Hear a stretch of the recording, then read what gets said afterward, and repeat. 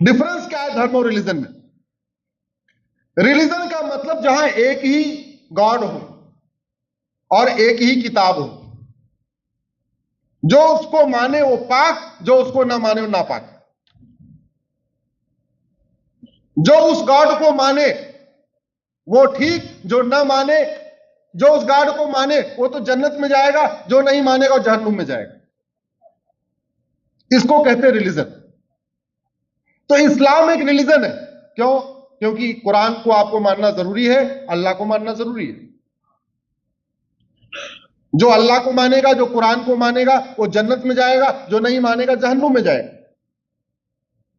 Christianity एक religion है, क्योंकि आपको बाइबल को मानना पड़ेगा, जीसस को मानना पड़ेगा। आप मानोगे तो भी, आप मानोगे तो ही आप क्रिश्चियन हो, नहीं मानोगे तो आप क्रिश्चियन नहीं हो। लेकिन सनातन धर्म ये रिलीजन नहीं है, ये धर्म है। इसलिए आप राम की पूजा करो तो भी हिंदू, कृष्ण की पूजा करो तो भी हिंदू, शंकर जी की पूजा करो तो भी हिंदू, विष्णु जी की पूजा करो तो भी हिंदू, देवी की पूजा करो तो भी हिंदू, गणेश जी की पूजा करो तो भी हिंदू, वेद को पढ़ो तो भी हिंदू, कुरान को पढ़ो तो भी हिंदू, रामायण को पढ़ो तो भी हिंदू, गीता को पढ़ो तो भी हिंदू, गुरु ग्रंथ साहिब को पढ़ो तो भी हिंदू। और किसी को ना मानो,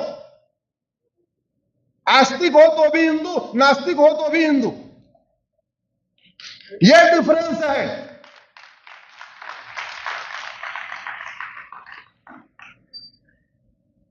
एक ही घर में पिताजी शंकर जी की पूजा करते हैं, माताजी विष्णु जी की पूजा करती है, बेटा जो है दुर्गा जी की पूजा करता है, बेटी जो है गणेश जी की पूजा करती है। कहीं कोई दिक्कत है क्या? इतनी टॉलरेंस है क्या? धर्म और रिलीजन में एक और डिफरेंस है, ध्यान से समझिए इसको। धर्म में वैचारिक स्वतंत्रता है, धर्म में शास्त्रार्थ करने की स्वतंत्रता है। रिलीजन में डिबेट करने की स्वतंत्रता नहीं है, रिलीजन में सोचने की स्वतंत्रता नहीं। जैसे कुरान में जो बातें लिखी हुई हैं उनके ऊपर आप शास्त्रार्थ नहीं कर सकते, उनके ऊपर आप विचार नहीं कर सकते, आप तर्क नहीं कर सकते। तर्क करने की छूट है क्या कुरान में? नहीं। बाइबल में जो बात लिखी है आपको मानना ही मानना है, सोचने की आजादी नहीं है, तर्क करने की आजादी नहीं है। अगर आपने तर्क किया आप नापाक हो, आप बाहर निकलो।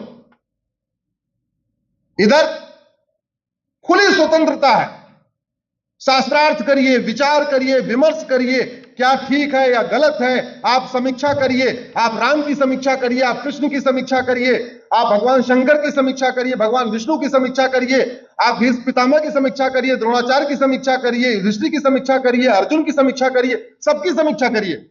समीक्षा करने के बाद किसी का सर तन से जुदा होता है क्या? दूसरी तरफ होता है।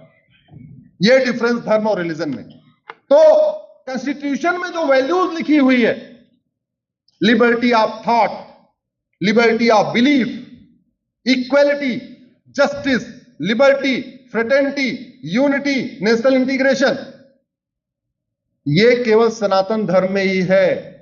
वास्तव में जो बाकी के रिलीजन है भारत में वो कॉन्स्टिट्यूशन के प्रियम्बल के बिल्कुल खिलाफ है। तो सवाल यह बनता है कि अगर कोई किताब कॉन्स्टिट्यूशन के प्रियम्बल के बिल्कुल खिलाफ हो, कॉन्स्टिट्यूशन कहता है इक्वलिटी, सब समान है, अगर कोई ऐसी किताब हो जिसमें महिला पुरुष को समान माना ही नहीं जाता हो, क्या उस किताब को भारत में चलने की, पढ़ने की, पढ़ाने की अनुमति मिलनी चाहिए क्या? भाई अगर भारत संविधान से चलता है तो जो चीजें संविधान के खिलाफ हैं उन पे तो रोक लगानी पड़ेगी। भारत कहता है फ्रेटर्निटी, यूनिटी, नेशनल इंटीग्रेशन, राष्ट्र प्रथम। अब अगर किसी किताब में लिखा हो कि आप वंदे मातरम ही नहीं बोल सकते, तो क्या उसको भारत में चलने की अनुमति मिलनी चाहिए क्या? अगर भारत संविधान से चल रहा है तो सबसे पहले यह तय करना पड़ेगा भारत संविधान से चल रहा है कि नहीं चल रहा है। मैं तो कह रहा हूं चल रहा है, लेकिन जब चल रहा है तब समय आ गया है एक्सपर्ट कमेटी बनाई जाए, बुद्धिजीवियों की कमेटी बनाई जाए, ज्ञानियों की कमेटी बनाई जाए और किताबों को देखा जाए कि कौन सी किताब इक्वलिटी सिखाती है और कौन सी किताब इक्वलिटी के खिलाफ है, कौन सी किताब जस्टिस सिखाती है, कौन सी किताब जस्टिस के खिलाफ है, कौन सी किताब नेशन फर्स्ट सिखाती है, कौन सी किताब उसके खिलाफ है, ये करना पड़ेगा। क्योंकि अगर आप देखिए, अगर दुनिया में इतने सारे आतंकवादी संगठन बन चुके हैं और वो बढ़ते जा रहे हैं, तो कुछ तो गड़बड़ है। वो गड़बड़ है, उसकी समीक्षा करना किसकी ड्यूटी है? और आपको ये जान के आश्चर्य होगा, भारत में कुल 5000 सांसद विधायक हैं, 800 सांसद हैं लोकसभा राज्यसभा में और 4200 विधायक हैं। कितने हो गए? 5000।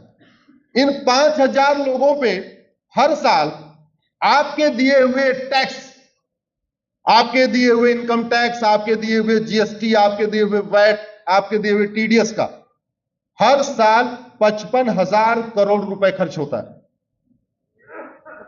कोई छोटी मोटी अमाउंट खर्च नहीं होती है।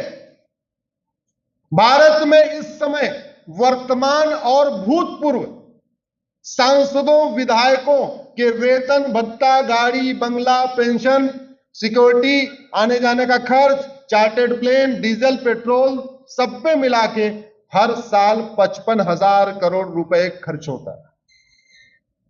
मेरा यह मानना है, यह सांसदों विधायकों का वही कार्य है जो एक बगीचे के माली का कार्य होता है। जैसे बगीचे के माली का काम है बगीचे की देखभाल करना, आसपास वहां कोई खरपतवार पैदा न होने देना, कोई बबूल पर आ जाए बबूल को उखाड़ के फेंक देना। ऐसे ही सांसदों विधायकों का कार्य है ऐसे ऐसे कानून बनाना, ऐसे ऐसे नियम बनाना कि धर्म की अधर्म का, प्राणियों में विश्व का कल्याण हो। यही उनका काम है। और एक बात मैं और कहता हूं, 80% समस्याओं का समाधान कानून के जरिए हो सकता है। 80%। केवल 20% समस्याएं हैं जिसका इलाज कानून में नहीं है। भूकंप, बाढ़, सुनामी, तूफान, यह कानून से नहीं रोका जा सकता। अन्यथा गुरुदेव, मैं आपके सामने पूरी ईमानदारी से कह रहा, ऐसी कोई समस्या नहीं जिसका कोई समाधान नहीं, ऐसी कोई बीमारी नहीं जिसकी कोई दवाई नहीं, और ऐसी कोई समस्या नहीं जिसका कोई समाधान नहीं। अगर कोई बीमारी सिंगापुर में नहीं है, भारत में है, इसका मतलब हमारी दवा गड़बड़।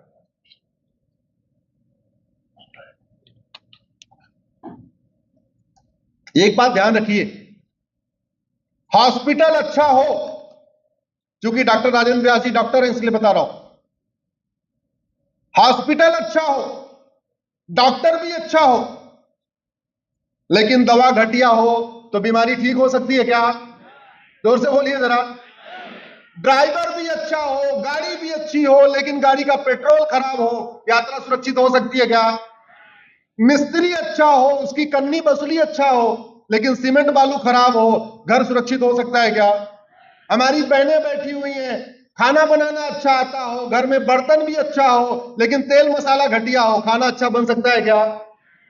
ऐसे ही शासक भले बहुत अच्छा हो, लेकिन नियम कानून घटिया हो, तो कोई समस्या खत्म नहीं होती। न भ्रष्टाचार खत्म होता है, न घूसखोरी खत्म होती, न जमाखोरी खत्म होती, न मिलावटखोरी खत्म होती है, न कालाबाजारी खत्म होती है, न नशा तस्करी खत्म होती है, मानव तस्करी खत्म होती है, न सोना तस्करी खत्म होती है, न माओवाद खत्म होता है, न नक्सलवाद खत्म होता है, न कट्टरवाद खत्म होता है, न जिहाद खत्म होता है, न मजहबी उन्माद खत्म होता है, न पत्थरबाजी खत्म होती है, न धर्मांतरण खत्म होता है, न घुसपैठ खत्म होती है, न सड़क के किनारे अवैध निर्माण खत्म होता है। कोई समस्या खत्म नहीं होती।